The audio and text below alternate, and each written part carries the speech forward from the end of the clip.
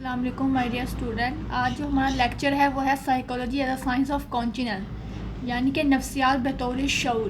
اب اس میں جو ویلم جیم اور جان ڈیوی تھا اس کے نزدیک تھی کہ سائیکالوجی جو ہے وہ شعوری مطالعے کا جو ہے وہ نام ہے. یعنی کہ اس نے کہا تھا کہ ہم جو سائیکالوجی میں شعوری جو مطالعے کو ہے وہ اسٹڈی کرتے ہیں، اور اس نے یہ کہا تھا کہ اس جو شعور اور ذہن کا جو آپس میں گہرا ریلیشن شپ ہوتا ہے، ذہن کے وجود کے بغیر ہم کسی بھی چیز کا تصور ہی نہیں کر سکتے. تو اس نے بہت ساری جو ہے وہ تین اس نے آگے اقسام جو ہیں وہ بیان کی ہیں. سائیکالوجی کانشنس یعنی کہ سلیکٹ انتخاب کرنا. اس کا مطلب ہے کہ ہم بہت ساری چیزیں ہونے کے باوجود ہمارا جو ہے وہ کانشنس یعنی کہ ہمارا جو شعور ہے وہ صرف ایک چیز پر ہو. یعنی کہ اگر آپ کسی بھی ایسی جگہ جاتے ہیں جہاں پر بہت ساری چیزیں ہوں تو وہاں پر صرف ایک چیز پر آپ متوجہ ہو جاتے ہیں، یعنی کہ وہ چیز آپ کو اپنی طرف اٹریکٹ کر لیتی ہے. اب جیسا کہ اس مثال میں دکھایا گیا ہے کہ کمرے میں ٹارچ ہے، ہم جس چیز کا انتخاب کرتے ہیں ٹارچ واضح روشنی ڈالتی ہے. تو اس نے اس چیز کی جو ہے وہ اگزامپل کو جو ہے وہ ٹارچ کی مدد سے جو ہے وہ بیان کیا ہے. اب آ جاتا ہے اگلا لاشعور. اس میں کہتے ہیں کہ ایک شخص کے ذہن میں ایک وقت صرف ایک ہی خیال آ سکتا ہے. One can never have excite the same ideas twins. یعنی کہ اس ایک انسان کے جو ہے وہ ذہن میں صرف ایک وقت ایک ہی خیال آتا ہے تو وہ دو مرتبہ نہیں آ سکتا. تو جس طرح اس نے کہا کہ پانی جو ہے وہ چاہے وہ ندی ہو یا دریا ہو تو ہر وقت جس طرح بہتا رہتا ہے، جاری و ساری رہتا ہے، تو اس نے اس کو اس چیز سے جو ہے وہ تشبیہ دی ہے.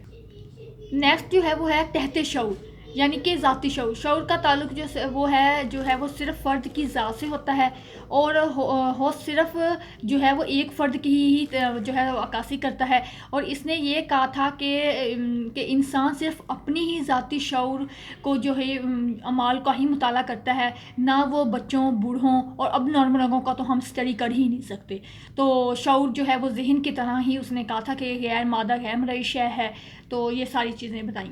اب جو فورتھ پوائنٹ ہے وہ ہے psychology as a science of behaviour. یہ میں نے آپ لوگوں کو پہلے بھی بتایا تھا کہ ویسٹرن جو تھا اس کے نزدیک اس نے کہا تھا کہ جو سائیکالوجی ہے وہ جو ہے وہ انسانوں اور جو ہے وہ جانوروں کو اسٹڈی کرتی ہے، ان کے مطالعے کا نام ہے.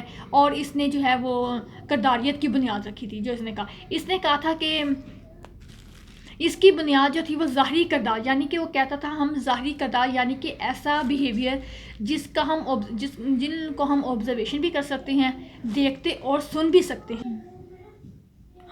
یعنی کہ اس نے کہا تھا جو ظاہری کردار ہوتے ہیں انہیں ہم دیکھ بھی رہے ہوتے ہیں، انہیں ہم سن بھی رہے ہوتے ہیں، اور ہم ان کو بآسانی سے اسٹڈی کر سکتے ہیں. لیکن ایک ایسا کردار جو ہمیں نظر بھی نہ آ رہا ہو اور ہم اسے سن بھی نہ سکتے ہو تو ہم اس کو آبزرویشن بھی نہیں کر سکتے. تو اس نے کہا تھا کہ جو یہ شعور، لاشعور، تحت شعور ہے وہ جو ہے نفسیات کے دائرہ کار سے خارج ہے. اور ویسٹرن کے نزدیک جو ذہن اور شعور کو ہرگز انسان اور حیوانوں کے دونوں کے کردار کا مطالعہ جو ہے نفسیات کا اصل موضوع ہے. تو اب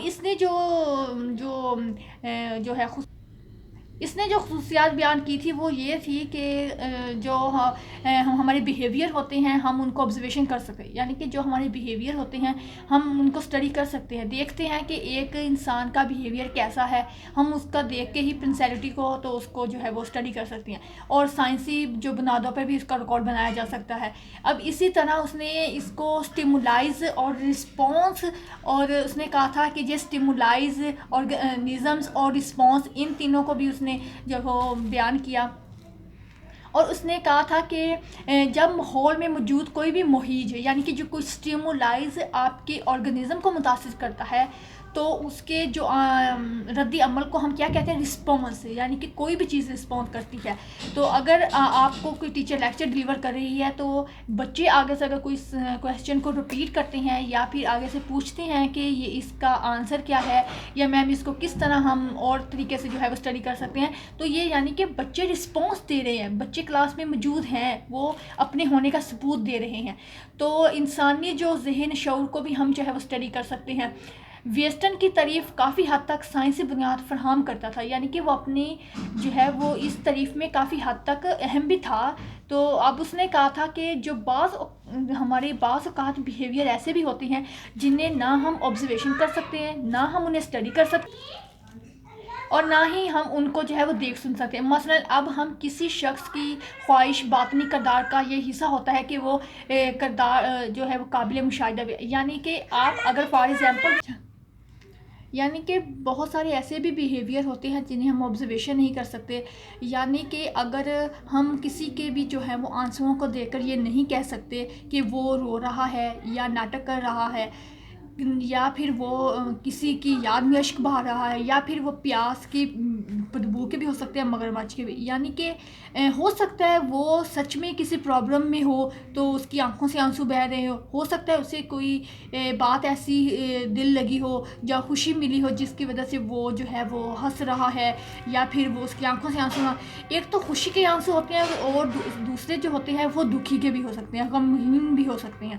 تو اس لیے ہم کسی بھی انسان کو یہ دیکھ کر اس کے آنسوؤں کو، اس کے ظاہری کردار کو یہ نہیں کہہ سکتے کہ یہ جو ہے وہ سچ میں ہے یا پھر ایسے.